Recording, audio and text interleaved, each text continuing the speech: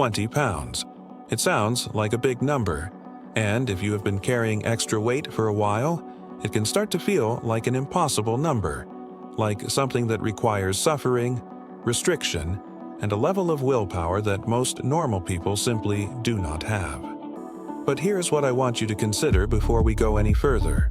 What if the reason most people fail to lose 20 pounds is not because they lacked discipline, but because they were using a strategy that was biologically designed to fail? What if the approach itself was the problem, not the person? Because the research on sustainable fat loss tells a very different story than what most diet culture has been selling for decades.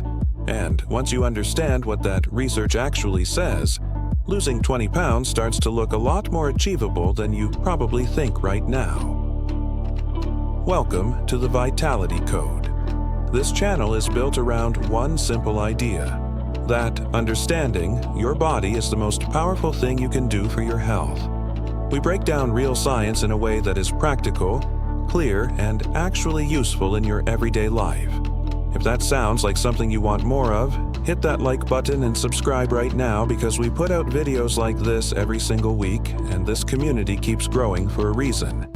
Now let us get into the real conversation, because there's a lot here, and some of it is going to challenge what you think you know. The first thing we need to address is the starvation approach, because if you have ever tried to lose weight by dramatically cutting your calories, eating as little as possible, and basically white-knuckling your way through the day, you already know how that ends. You lose some weight in the first week or two, mostly water. You feel tired, your mood drops, your cravings become almost unbearable. And then at some point, usually between week 3 and week 6, your body fights back in a way that feels completely unfair. You plateau. Sometimes you even gain weight back despite still restricting. And most people at this point conclude that they are broken, that their metabolism does not work, or that they simply do not have enough willpower. But none of that is true. What actually happened is that your body activated a set of survival mechanisms that have been built into human biology for hundreds of thousands of years. When you restrict calories too aggressively, your body interprets that as a famine. And in response, it does several things at once. It lowers your metabolic rate to conserve energy. It increases hunger hormones to drive you toward food. It decreases hormones that signal fullness. And it preferentially breaks down muscle tissue for fuel, which further reduces your calorie burning capacity. You were not failing the diet. The diet was failing you. So if starvation does not work, what does? The answer starts with understanding something called energy balance in the context of your actual biology, not in the context of a simple math equation. Yes, a calorie deficit is necessary for fat loss. That part is true. But the size of that deficit, the composition of what you eat, the timing of your meals, your sleep quality, your stress levels, and the type of exercise you do all interact to determine whether your body responds to that deficit by burning fat or by burning muscle and slowing down your metabolism. This is why two people can eat the same number of calories and have completely different outcomes. The environment inside their bodies is different. And creating the right internal environment is exactly what losing 20 pounds without starving yourself is all about. Let us start with the deficit itself. Research consistently shows that a moderate calorie deficit of 300 to 500 calories per day is the sweet spot for sustainable fat loss. At this level, your body loses fat at a rate of roughly half a pound to 1 pound per week. That might sound slow, but here's the thing. At that rate, 20 pounds takes between 5 and 10 months. And the difference between this approach and aggressive restriction is not just speed. It is what happens to your muscle mass, your hormones, and your metabolism along the way. People who lose weight slowly within a moderate deficit preserve significantly more muscle, maintain higher metabolic rates, and are dramatically more likely to keep the weight off long term. The research on weight regain is striking. Studies have found that people who lose weight rapidly through severe restriction regain most or all of it within 1 to 5 years at rates exceeding 80%. The people who lose it slowly and sustainably have far better long-term outcomes. Slow is not a weakness. Slow is a strategy. Now here is something that most weight loss content skips over entirely, and it is one of the most powerful tools available to you. Protein, not a protein shake, not a supplement, just real dietary protein from foods like chicken, eggs, fish, Greek yogurt, legumes, and cottage cheese. The research on protein and fat loss is some of the most consistent in all of nutrition science. First, protein has the highest thermic effect of any macronutrient, meaning your body burns more calories just digesting it compared to carbohydrates or fat. Roughly 20 to 30% of protein calories are burned during digestion. Second, protein is the most satiating macronutrient.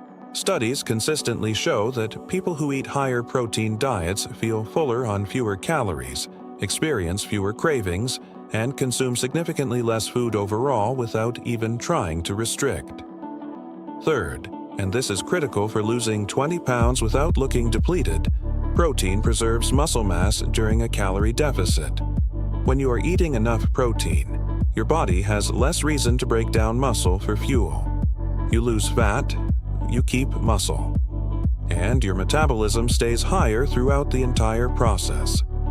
The general guideline supported by research is between 0.7 and 1 gram of protein per pound of body weight per day. For most people, simply hitting that number while staying in a moderate deficit is enough to produce consistent, sustainable fat loss. But there is something else that almost nobody talks about in the weight loss conversation, and it might be the single most underrated factor of all: volume eating. The concept is simple, your stomach has stretch receptors that send fullness signals to your brain based on physical volume, meaning how much space food takes up, not just calorie content. Foods that are high in water content and fiber take up a lot of space in your stomach with relatively few calories. Think leafy greens, cucumbers, berries, broth-based soups, watermelon, and cooked vegetables.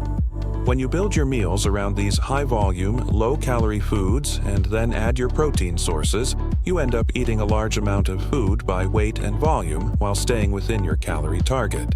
You feel full, you feel satisfied, your hunger hormones calm down, and you are still in a deficit. This is the opposite of starvation. This is strategic eating. And for a lot of people, it is the missing piece that makes a moderate deficit actually feel sustainable instead of miserable. Let us talk about movement now, because exercise plays a specific and important role in losing 20 pounds that goes beyond just burning extra calories. Resistance training, which includes things like weightlifting, bodyweight exercises, and resistance bands, is the most important type of exercise for body composition during fat loss. Here is why. When you are in a calorie deficit, your body is looking for places to pull energy from. Without a stimulus to preserve muscle, it will happily break some of it down. Resistance training sends a powerful signal to your body that the muscle you have is needed, that it is being used, and that it should be preserved. And this is called the muscle sparing effect of resistance training. Research shows that people who combine a moderate calorie deficit with regular resistance training lose significantly more fat and significantly less muscle than people who only diet or who only do cardio. The result is a leaner, more toned appearance, a higher resting metabolic rate, and a body that is increasingly better at burning calories even at rest. You do not need to spend hours in a gym. 3 to 4 sessions per week of 30 to 45 minutes each is enough to produce meaningful results. Now I want to spend a moment on something that does not get nearly enough credit in weight loss discussions, and that is sleep. Not as a nice to have, but as a non-negotiable biological requirement for fat loss.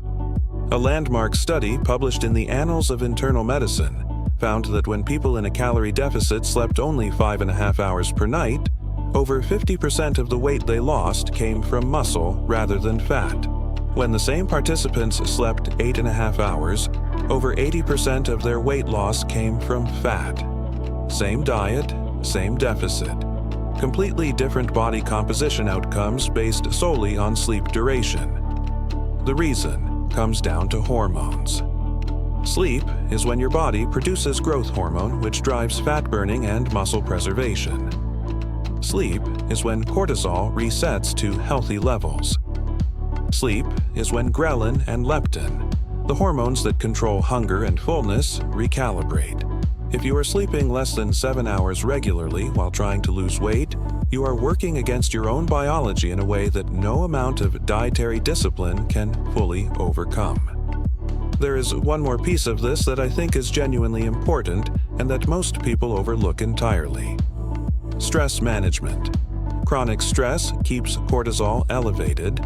Elevated cortisol increases blood sugar, raises insulin, promotes fat storage, particularly in the abdominal area, and breaks down muscle tissue.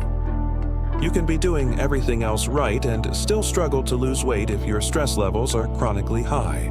This does not mean you need to eliminate all stress from your life, which is impossible.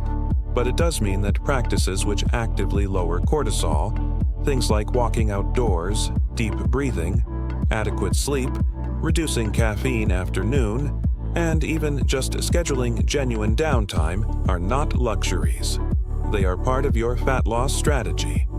When you put all of this together, a moderate calorie deficit, high protein intake, volume eating with fiber-rich foods, regular resistance training, sufficient sleep, and managed stress levels, you have a system that works with your biology instead of against it. A system where you are not constantly hungry, where you are not losing muscle, where your metabolism is not tanking, where the results are real, visible, and sustainable.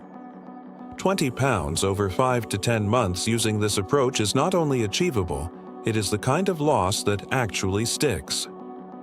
Drop a comment below and tell me where you are starting from. How many pounds are you working toward? And which part of this approach are you going to implement first? I read every single comment, and hearing from this community genuinely shapes the content I make. And if you know someone who has been spinning their wheels trying to lose weight through restriction and deprivation and is not seeing results, share this video with them today. It might be exactly the shift in thinking they have been looking for. You do not have to suffer to lose weight. Your body is not your enemy. It is just waiting for the right system. And now you have one.